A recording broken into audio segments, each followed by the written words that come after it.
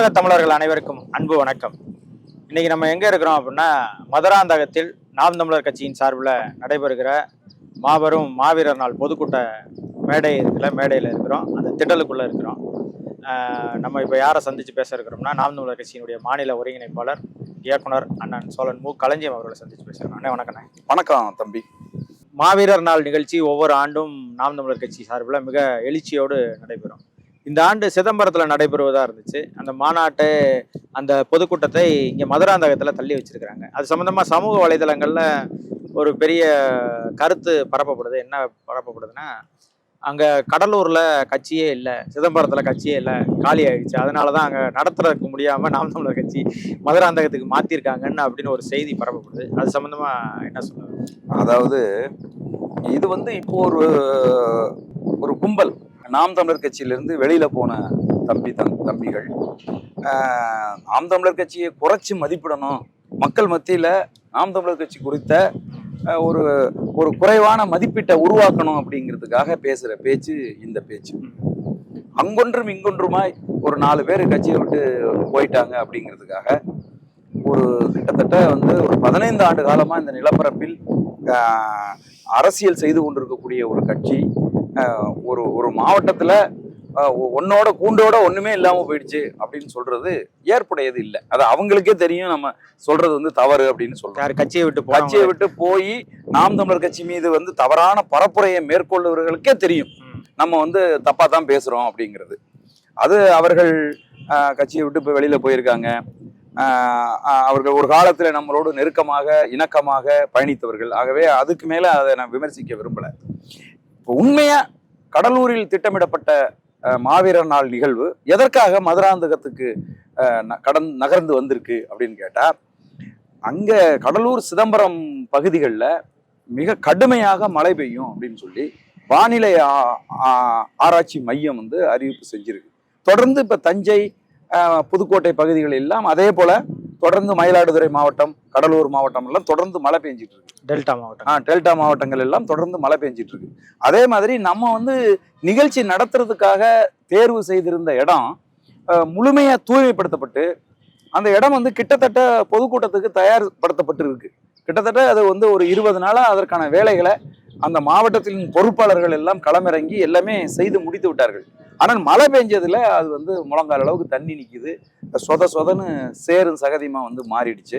தொடர்ந்து வானிலை ஆராய்ச்சி மையம் சொன்னது மாதிரியே மழை பெய்யும் அப்படின்னு சொன்னா அந்த இடத்துல நிகழ்ச்சி நடத்த முடியாது அப்படிங்கிற உண்மை தெரிந்த பிறகு மாநிலத்தில் இருந்து கட்சியினுடைய பொறுப்பாளர்கள் எல்லாம் அங்க போய் அதை ஆய்வு செய்து விட்டு அந்த இடத்தில் நிகழ்ச்சி நடத்துறது. ஏன்னா குறைஞ்சது ஒரு 25,000-30,000 பேருக்கு மேல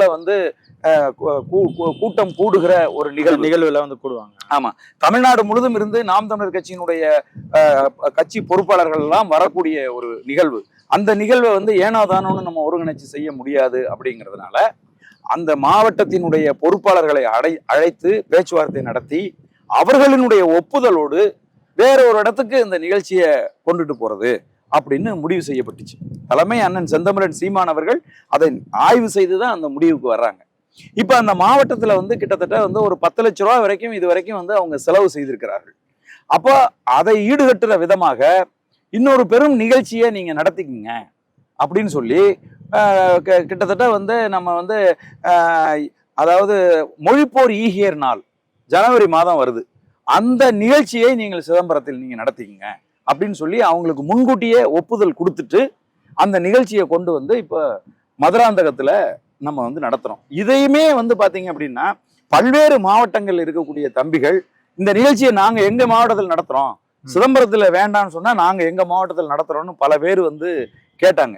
இதை ஏன் மதுராந்தகத்துக்கு அண்ணன் கொடுத்தாரு அப்படின்னா, இதுக்கு முன்னாடி 2 பொதுக்கூட்டத்துக்கு மதுராந்தகத்துக்கு தேதி கொடுத்து கடும் மழை பெய்ததால அந்த 2 பொதுக்கூட்டமும் நடக்கல. புரியுதுங்களா? அதனால மதுராந்தகத்துக்கு இந்த வாய்ப்பை கொடுப்போம் அப்படின்னு சொல்லி இந்த வாய்ப்பை மதுராந்தகத்துக்கு கொடுத்திருக்கிறார்கள். அதுக்கப்புறம் பாத்தீங்கன்னா இன்னொரு குற்றச்சாட்டை முன் வைக்கிறாங்க. அது என்னன்னா, மதுராந்தகத்துல கட்சி கிடையாது, இங்க வேலை செய்யறதுக்கே வந்து ஆட்கள் கிடையாது அப்படின்னு. அப்புறம் இங்க வந்து வேலை செஞ்சுட்டு இருக்கிறவங்க எல்லாம் வந்து கூலிக்கு ஆள் பிடிச்சி வேலை செய்யறாங்க அப்படின்னு. இதெல்லாம் வந்து இதெல்லாம் பேசு பொருள பேசுறதுக்கே வந்து நான் கூசணும். உண்மையா வந்து தம்பிங்க வந்து இங்க வந்து நிறைய தம்பிகள், கட்சி தம்பிகள் தான் வந்து இங்க வந்து வேலை செய்யறாங்க. புள்ள கட்சிக்காரர்கள் பூரா இங்கதான் வந்து இருக்காங்க. அது வந்து மதுராந்தகத்துல யாருமே கட்சிக்காரங்க கிடையாது அப்படின்னு சொல்லி பேசுறதெல்லாம் இருக்குல்ல, இதெல்லாம் வந்து ரொம்ப தப்பு. இன்னைக்கு கூட கோயம்புத்தூர்ல நேத்து ஒரு சம்பவம் நடந்தது. கோயம்புத்தூர்ல இருக்கக்கூடிய யாரோ ஒரு பொறுப்பாளர் வந்து கட்சியை விட்டு வெளியில போயிட்டாரு. ஊடகங்கள்லாம் வந்து நேத்து பூரா என்ன சொன்னுச்சுன்னா, கூண்டோடு காலி, நாம் தமிழர் கட்சி கோயம்புத்தூர்ல கூண்டோடு காலி அப்படின்னு சொல்லி டைட்டில். இந்த கூண்டோடு காலின்றது வந்து ஒரு 4 பேர் பேட்டி கொடுத்தாலே கூண்டோடு காலின்னு செய்தியாக்கப்படுது. அது காரணம், அதுக்கு என்ன காரணம்னா அப்படி செய்தி கொடுக்குறாங்க அவங்க. ஆனா இப்ப இன்னைக்கு என்ன தெரியுமா பண்ணாங்க, மதிப்புக்குரிய நம்ம வகாப் அவர்கள் கிட்டத்தட்ட நாம் தமிழர் கட்சியினுடைய கோவை மாவட்டத்தில் இருக்கக்கூடிய முதன்மை பொறுப்பாளர்களை மட்டும் ஒரு 100க்கும் மேற்பட்டவர்களை கூட்டிட்டு போய் பத்திரிகையாளர் மன்றத்துல உட்கார வச்சு இன்னைக்கு பத்திரிகையாளர்களை பார்த்து சொல்றாரு, இது நாங்கள் முதன்மை பொறுப்பாளர்கள், நாங்கள்லாம் இன்னும் கட்சியினுடைய அடிப்படை உறுப்பினர்கள் இருந்து அவ்வளவு பேரையும் கொண்டு வந்தா இங்க ஆயிரக்கணக்கான பேர் வந்துருவாங்க. இதுதான் உண்மையான புலிப்படை. புரியுதுங்களா? கட்சியிலிருந்து யாரோ ஒருத்தர் வெளில போயிட்டாரு, 2 பேர் வெளில போயிட்டாருன்னா கூண்டோட போயிட்டாருன்னு நீங்க முதல்ல ஊடகங்கள் பேசுறதை நிறுத்துங்க அப்படின்னு சொல்லி ஊடகங்களுக்கு ஒரு கோரிக்கையை வைத்து இன்னைக்கு வந்து 100கணக்கான பேரை கொண்டு போய் அவங்க உட்கார வச்சிருக்காரு. இது என்னன்னா, நாம் தமிழர் கட்சியை பார்த்து இன்னைக்கு ஆட்சி அதிகாரத்தில் இருக்கக்கூடிய திமுக பயப்படுது. புரியுதுங்களா உங்களுக்கு? அப்படியே எப்படியாவது வந்து தம்பி விஜய்க்கும் அண்ணன் சீமானுக்கும் ஒரு மோதலை உருவாக்கி விட்டு அவங்க 2 பேரையும் சண்டை பிடிக்க வச்சிடணும் அப்படின்னு வந்து முயற்சி பண்றாங்க. புரியுதா உங்களுக்கு? நமக்கு விஜய் வந்து தமிழ் தேசியமும் திராவிடமும் 2 கண்கள்னு சொன்னதின் மீதுதான் நமக்கு முரண்பாடை ஒழிய, அவர் விஜய் அரசியலுக்கு வந்ததுலயோ அவர் வந்து கட்சியை வந்து கட்டமைக்கிறதுலயோ அதுல எல்லாம் எந்த முரண்பாடும் நமக்கு கிடையாது. அதுக்கு அப்புறமா என்னன்னா, நாம் தமிழர் கட்சியில இருந்து வெளியில போன தம்பிகள் ஒருங்கிணைஞ்சு அவங்க ஒரு அமைப்பு ரீதியாக இயங்கணும் அப்படின்னு அவங்க வந்து முடிவு பண்றாங்க. இது வந்து ஜனநாயக நாடு. இந்த நாட்டுல யார் வேணாலும் என்ன வேணாலும் செய்யலாம். இன்னொன்னு சொல்ல போனீங்கன்னா, நாம் தமிழர் கட்சியை விட்டு வெளியில போன தம்பிகள் பல பேர் ஒன்று கூடி கட்சியை விட்டு வெளியில போனவர்கள் இயக்கம் அப்படின்னு நீக்கப்பட்ட ஒரு பாசறை அப்படின்னு ஒரு பாசறை வச்சு பல பொதுக்கூட்டங்களுக்கு எல்லாம் அவங்க வருவாங்க.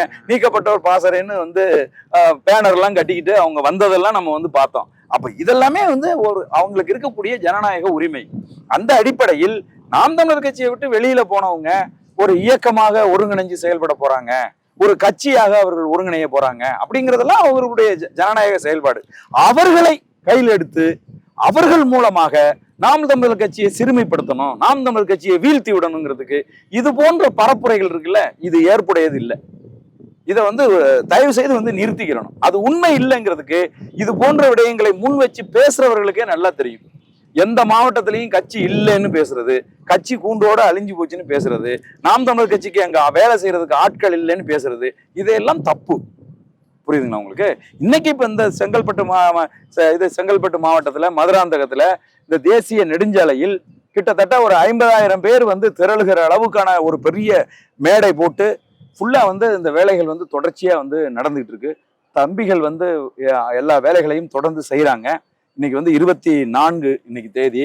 இன்னும் 3 நாட்கள்ல இந்த இடம் வந்து அந்த பொதுக்கூட்டத்துக்கு வந்து தயாராயிரும். இதை வந்து இப்ப இங்க வந்து எல்இடி வைக்கிறதுக்கான ஏற்பாடுகள்லாம் வந்து செஞ்சிருக்காங்க. இது ஒரு பெரிய ஒரு 10 அடி உயரத்துக்கு, கிட்டத்தட்ட 6-7 அடி உயரத்துக்கு வந்து இந்த மேடை வந்து போடப்பட்டிருக்கு. இப்படி வந்து பல்வேறு வேலைகள் வந்து இங்க வந்து நடந்துகிட்டு இருக்கு. அதனால நாம் தமிழர் கட்சி வந்து எந்த வேலையும் செய்யறதுக்கு ஆள் இல்லை, வெளியில இருந்து ஆளு கூப்பிட்டு இங்க வேலை செய்யறாங்க அப்படிங்கிறதுக்குலாம் ஒண்ணுமே இல்லை. நேத்து அண்ணன் செந்தமிழன் சீமான் அவர்கள் நேத்து வந்து இங்க பார்த்துட்டு இந்த எந்த இடத்துல வந்து மேடை போடணும், எந்த வியூல வந்து இந்த மேடை போடணும் அப்படிங்கிறதுக்கான ஏற்பாடுகள் எல்லாம் வந்து அண்ணன் வந்து இங்க இடமெல்லாம் குறிச்சு கொடுத்துட்டு போனாரு. காலையில வந்து பார்த்தா மேடையெல்லாம் போட்டு எல்லாமே பக்காவா எல்லாமே இருக்கு. அதே மாதிரி இந்த நெடுஞ்சாலை, தேசிய நெடுஞ்சாலையில வந்து ஆயிரக்கணக்கான வாகனங்கள் வந்து போகுது. அன்னைக்கு நிகழ்வு நடக்கிற அன்னைக்கு குறைஞ்சது ஒரு 10 லட்சம் பேர் இந்த இடத்த கடந்து போவாங்க. அவ்வளவு பேரும் இந்த நிகழ்வு இங்க வந்து நடக்குது. நாம் தமிழர் கட்சி இந்த நிகழ்ச்சியை நடத்தி கொண்டிருக்கிறது, அண்ணன் செந்தமிழன் சீமான் பேசி கொண்டிருக்கிறார் அப்படிங்கிறத பார்த்துட்டு வந்து எல்லாரும் போறாங்க. அதனால நாம் தமிழர் கட்சி வீழ்த்த முடியாத ஒரு பெரும் சக்தியாக தமிழ்நாட்டுல எழுந்து நிக்கி அப்படிங்கிறது தான் வந்து உண்மை தம்பி. சரி, இப்போ மாவீரர் நாள் நிகழ்ச்சி நீங்களும் தொடர்ச்சியா தனியாகவும் நடத்திருக்கீங்க, நாம் தமிழர் கட்சி நடத்துகிற நிகழ்ச்சிகள்லையும் பங்கேற்றிருக்கீங்க. 2018 ஈழத்திலேயே போய் பங்கேற்றுட்டு வந்தீங்க. இப்போ மாவீரர் நாள் நிகழ்ச்சி உலகம் முழுவதும் கொண்டாடப்படுது. மாவீரர் நாள் மாவீரர்களை போற்றுவதற்கான நிகழ்ச்சி நடைபெறுது. நீங்க ஈழத்துக்கே போயிட்டு வந்ததுனால தெரியும். பேரெழுச்சியா நாம் தமிழர் கட்சி தான் நடத்துதா, இல்ல இதற்கு வேற எங்கேயாவது இது மாதிரி சிறப்பா செய்யறதுக்கான வேலைகள்லாம் செய்யறாங்களா? இல்ல, நீங்க உலகம் முழுவதும் உங்களுக்கு தெரியும். அதுக்காக உங்க நாம் தமிழர் கட்சி அதாவது என்னன்னா, நான் வந்து இறுதி யுத்தம் நடந்து 10 ஆண்டுகள் கழித்து 2019 நான் வந்து மாவீரர் நாள் நிகழ்வில் கலந்து கொள்ள வேண்டும் என்பதற்காகவே ஈழத்துக்கு நான் வந்து போயிருந்தேன்.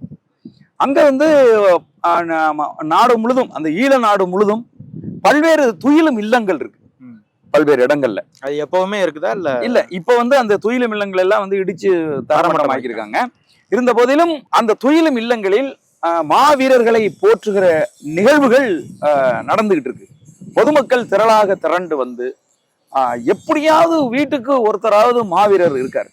அப்ப தன்னுடைய அந்த மாவீரரான தன்னுடைய தங்கையை, தன்னுடைய தமையனை, தன்னுடைய மகனை, தன்னுடைய மாமனை, தன்னுடைய மச்சானை, தன்னுடைய கணவனை நினைத்து அங்க வந்து அந்த அந்த மாவீரர்களை வந்து போற்றி கொண்டாடுகிற அந்த நிகழ்வுகள் வந்து வெவ்வேறு இடங்கள்ல வந்து நடக்குது. யாழ் பல்கலைக்கழகத்துல ஒரு பெரும் நிகழ்வாக மாணவர்கள் இணைந்து அந்த நிகழ்வு வந்து முன்னெடுக்கிறாங்க. அதே மாதிரி உலகத்தின் பல்வேறு நாடுகள்ல அந்தந்த நாடுகளினுடைய சட்ட திட்டங்களுக்கு உட்பட்டு மாவீரர் நாள் நிகழ்வுகள் நடக்குது. நம்ம இங்க தமிழ்நாட்டை பொறுத்தளவுல நீங்க வந்து பாத்தீங்க அப்படின்னு சொன்னா, நாம் தமிழர் கட்சி மட்டும்தான் ஒரு மாபெரும் எழுச்சியான ஒரு பெரும் நிகழ்வா இந்த மாவீரர் நாள் நிகழ்வு முன்னெடுக்கப்படுது. இதுக்கு முன்னாடி தொடக்க காலங்களில் மாவீரர் நாள் நிகழ்வுகளை முன்னெடுத்தவர்கள் படிப்படியா அதை குறைச்சிக்கிட்டே வந்துட்டாங்க. கடைசியா நம்ம ஐயா வைகோ அவர்கள் கடல்ல போய் நின்று தண்ணி அள்ளி இப்படி ஊத்திட்டு தனி ஈழம் ஒன்றே தீர்வு அப்படின்னு சொல்லிட்டு வர்ற அளவுக்கு தான் மாவீரர் நாள்ல வந்து கொஞ்சம் கொஞ்சமா அவங்க வந்து தங்களுடைய அந்த அரசியல் செயல்பாடுகள்ல இருந்து கொஞ்சம் கொஞ்சமா ஒதுக்கிட்டு வந்துட்டாங்க. புரியுதுங்களா? ஆனால் நாம் தமிழர் கட்சி ஆண்டுக்கு ஆண்டு இந்த மாவீரர் நாள் நிகழ்ச்சியை பேரு எழுச்சியான ஒரு நிகழ்வாக ஒருங்கிணைத்து நம்முடைய உலகம் முழுசும் தமிழை வந்து வாழ்றான், தமிழனுக்குன்னு ஒரு நாடு இல்லையே என்று அதற்காக போராடி தன்னுடைய இன்னுயிரை ஈகம் செய்த மாவீரர் தெய்வங்களை நாம் வந்து வணங்க வேண்டும். தமிழர்களுடைய வாழ்க்கையில் ஒரு கலாச்சாரமாக இதை வந்து தமிழர்களுடைய வீடுகளில் ஒவ்வொரு வீட்டிலும் விளக்கேற்றி வைத்து இந்த மாவீரர் தெய்வங்களை நினைவு கூர்ந்து வணங்குகிற ஒரு நாளாக மாற்ற வேண்டும் என்பதற்காக நாம் தமிழர் கட்சி மிகப்பெரிய நிகழ்வாக ஒவ்வொரு ஆண்டும் முன்னெடுத்துட்டு இருக்கு. உலகத்திலேயே இதை வந்து ஒரு பெரிய நிகழ்வாக முன்னெடுத்து மாவீரர் தெய்வங்களை போற்றுகிற ஒரே இயக்கம் நாம் தமிழர் கட்சி மட்டும்தான். எனக்கு தெரிந்த என்னுடைய அறிவுக்கு ஒரு 50,000 பேரை திரட்டி, ஒரு 25,000 பேரை திரட்டி அப்படின்னு சொல்லி ஒரு பெரிய நிகழ்வாக முன்னெடுப்பது நாம் தமிழர் கட்சி. சரி, ஈழத்துல நீங்க சொல்றீங்க பல இடங்கள்ல பல்வேறு இடங்கள்ல நடைபெறுதுன்னு சொல்றீங்க. பல்வேறு இடங்கள்லன்னா அங்கங்க இருக்கிற துயிலும் இல்லத்துல அவங்க குடும்பத்தோட வந்து தன்னுடைய மாவீரர் ஆயிருக்காங்களோ அவங்கள வணங்கிட்டு போவாங்க. இப்ப வந்து நான் வந்து போப்பாய் அப்படிங்கிற ஒரு மாவீரர் துயிலும் இல்லம் இருந்த இடத்துக்கு நான் போயிருந்தேன். அந்த மாவீரர் துயிலும் இல்லத்தை இடிச்சுட்டு அது மேல வந்து இராணுவம் வந்து முகாமை வந்து கட்டமைச்சிருக்காங்க. அதனால மக்கள் வந்து நாங்க மாவீரர் தினம் கொண்டாடணும்னு சொல்லி பெரிய நெருக்கடி கொடுத்து போராடியதுனால எதிர்த்த மாதிரி இருக்கிற ஒரு முள்ளு காடை வந்து இங்க திருத்தி நீங்க செஞ்சுங்கன்ட்டாங்க. கிட்டத்தட்ட 10க்கும் மேற்பட்ட நாட்கள் ஒவ்வொரு வீட்டுல இருந்தும் ஆட்கள் வந்து அந்த இடத்த வந்து திருத்தி அந்த இடத்துல வந்து மாவீரர் நாள் நிகழ்வை முன்னெடுப்பதற்கான இடமா அதை மாற்றி அதை மக்கள் வந்து அந்த இடத்துல கூடி இருந்தாங்க. அங்க வந்து என்ன செய்யறாங்கன்னா, ஒவ்வொருத்தருக்கு முன்னாடியும் ஒரு கம்பி மாதிரி வருது. அந்த கம்பி கீழே வந்து ரவுண்டா இருக்கு, மேல அந்த கம்பி வருது. அந்த கம்பி மேல வந்து அந்த மெழுகுவர்த்தியை ஏத்துறதுக்கான ஒரு இடம் இருக்கு. அப்போ ஒவ்வொரு கம்பியும் இது மாதிரி வைக்கப்பட்டிருக்கு. ஒரு ஆளுக்கு அப்படியே நூற்றுக்கணக்கான ஆயிரக்கணக்கான கம்பிகள் வைக்கப்பட்டிருக்கு. அந்த கம்பிகள்ல வந்து ஒரு பிளாஸ்டிக் கவர் வந்து கட்டி தொங்கும். அதுக்குள்ள வந்து ஒரு மெழுகுவர்த்தியும் ஒரு அதாவது இது பத்தி மெழுகுவர்த்தி, அதுக்கப்புறம் வந்து சூடம், அதுக்கப்புறம் வந்து ஒரு தீப்பெட்டி, இது எல்லாமே வந்து அதுல வந்து இருக்கும்.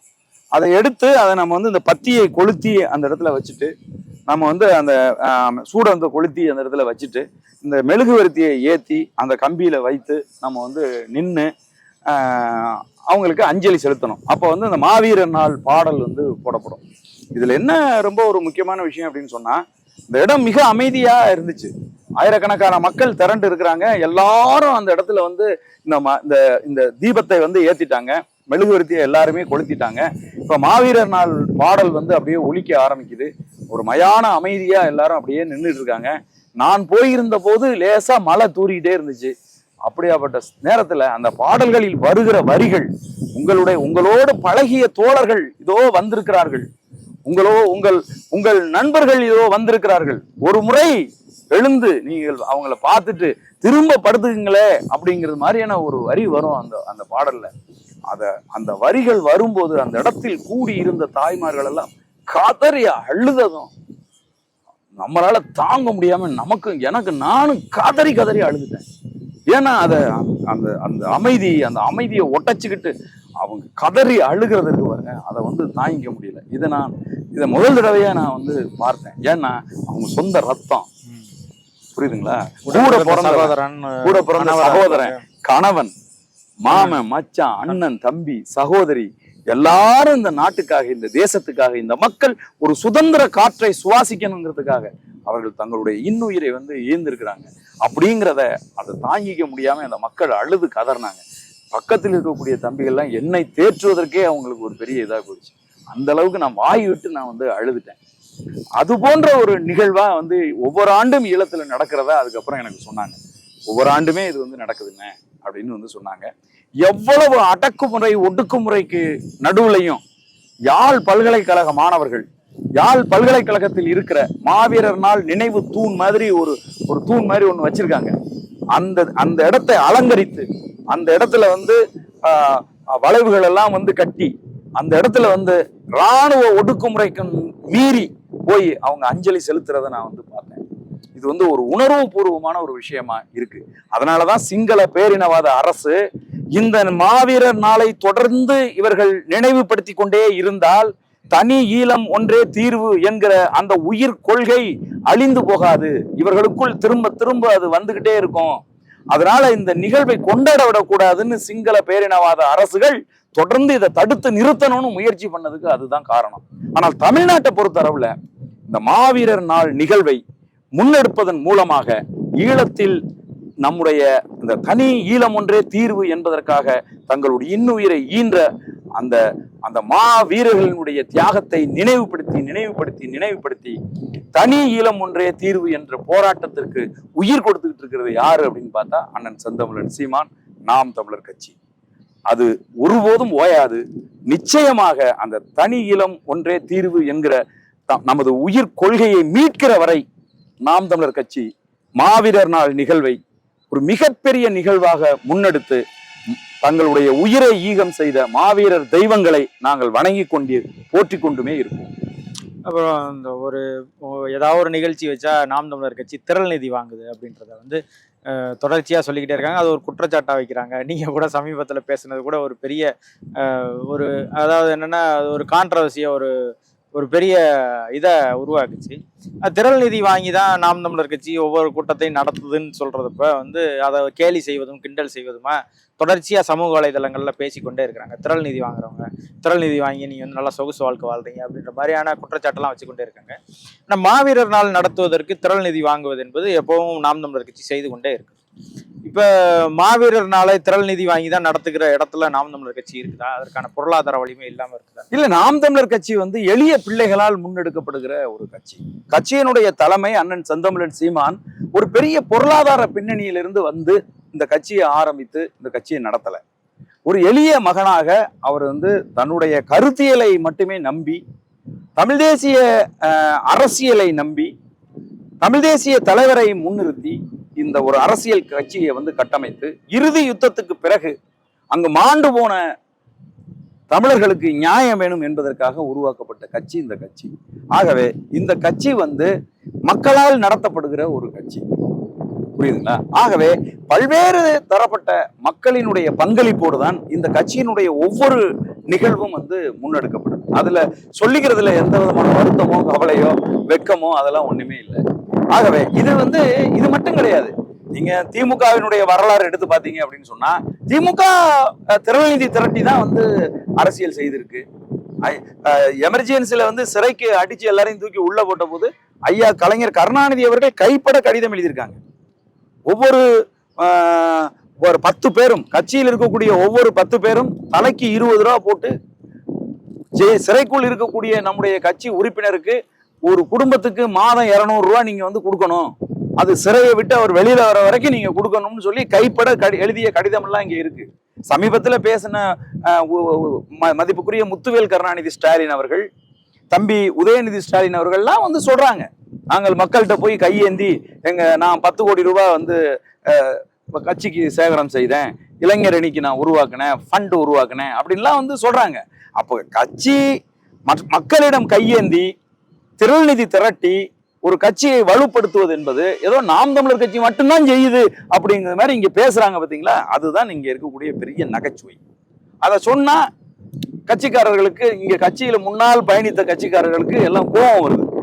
என்னமோ புதுசா நான் சொல்றது மாதிரி. புரியுதா உங்களுக்கு? இங்க யாரும் கோடி கணக்கில் கொடுத்துடல இந்த கட்சிக்கு. புரியுதுங்களா? லட்சக்கணக்கான ரூபாயை வந்து அள்ளி கொடுத்து இந்த கட்சியை நான் வழி நடத்தினேன் அப்படிங்கிறதுக்கு வந்து யாரும் இல்லை. பல லட்சம் பேர் ஒருங்கிணைஞ்சு பல கோடி ரூபாய் போட்டு ஒவ்வொரு நிகழ்வையும் நம்ம வந்து முன்னெடுக்கிறோம். அதுதான் வந்து இதில் இருக்கக்கூடிய உண்மை. அதுதான் இப்ப கூட தான் நாங்க சொல்றோம். இப்ப கூட மதுராந்தகத்தில் நடத்துகிற இந்த மாவீரர் நாள் நிகழ்வுக்கு நாங்கள் மிகப்பெரிய ஒரு நிதி நெருக்கடியில கட்சி இருக்குது.